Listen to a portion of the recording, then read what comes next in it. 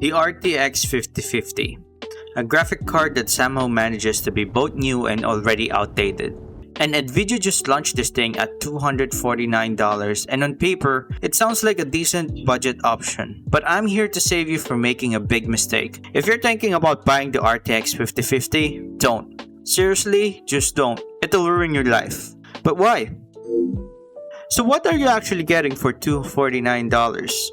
The RTX 5050 comes with 8GB of GDDR6 memory, 2560 CUDA cores, and 13.2 teraflops of performance. It's based on Nvidia's new Blackwell architecture, which sounds cool until you realize they've basically dressed up a budget card in high-end marketing. This thing is supposed to be the successor to the RTX 3050, but spoiler alert, it's barely faster than that, and in many cases, it's actually slower than the old RTX 4060. Yep, you heard me. Slower than the last generational card. Real-world benchmarks are already out and they don't look great.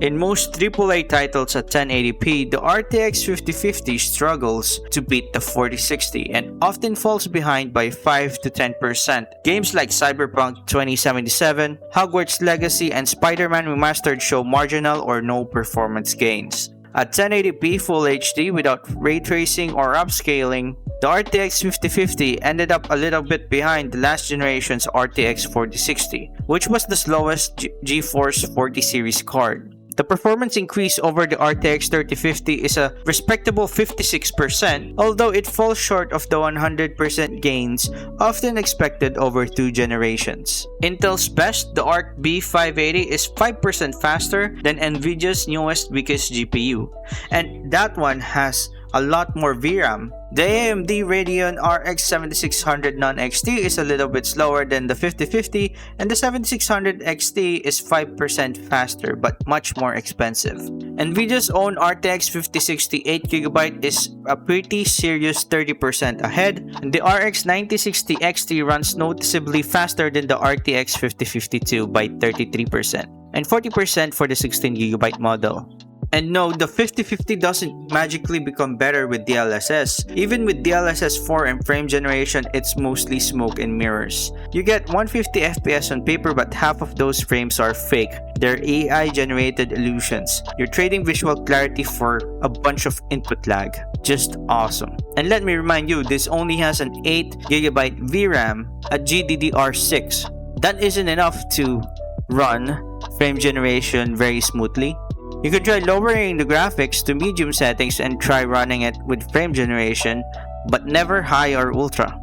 And what's sus is Nvidia didn't send out review units for the RTX 5050. That should be your first red flag. If Nvidia doesn't trust reviewers to look at it before launch, maybe you shouldn't trust it either. Most media outlets didn't get hands-on time until after the launch, and by then it was already obvious. This card is way underperforming. Here's where things get spicy. For just $50 more, you can get the RTX 5060. Yeah, we laugh at RTX 5060, but it's 30 to 40% more powerful than the 5050 in actual gaming scenarios. Plus, I don't think the 5060 is a bad card, it's just a bad priced card. If they sold this at $300, it'll be godsend. It still supports DLSS 4 and frame generation, but with enough raw horsepower to make those features worth using. You're not relying on AI magic to make it playable. The 5060 is actually playable at native resolutions. You just need to lower down some settings. That's all. Honestly, even if you don't want to spend extra for 5060, there are better options like the B580, the RX 7600, and 7600 XT, which are better choices for 1080p and 1440p gaming, and you don't need to deal with Nvidia's bullshit. If you really care about performance per dollar, skip this RTX 5050. Nvidia wants you to think this is the future of budget gaming, but it's more like a reheated version of last-gen leftovers.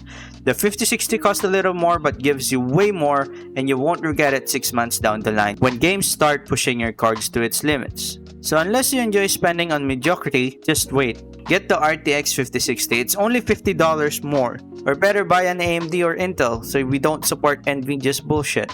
Buying the RTX 5050 is like buying a burger without the fries in McDonald's. Buying the 5060 feels like buying a quarter pounder with fries. and a chicken with it. So, would you choose a meal that's better or not for just $50 more? Buy the 5060. But don't get me wrong, this card is actually pretty good if it was priced at $150 or $200. Remember those days where we can get a 1060 for like $200? Those were the times. That's a 60 series card. The RTX 1050 was $139 at launch. Imagine the 5050 at $139. That's like a budget meal, a kiddie meal at McDonald's. But because of these insane prices, no graphic card is good. Because you're just wasting money if you buy a bad graphic card. You'll need to upgrade, and upgrading is more expensive than just buying the good graphic card. So think about that before buying a graphic card. Anyway, thanks for watching or listening or whatever form of suffering you had with this video. Comment below if you're gonna buy this or you're gonna wait for 5060 or if you're gonna support AMD instead. Stay safe, stay smart, and don't forget to subscribe. See you in the next video.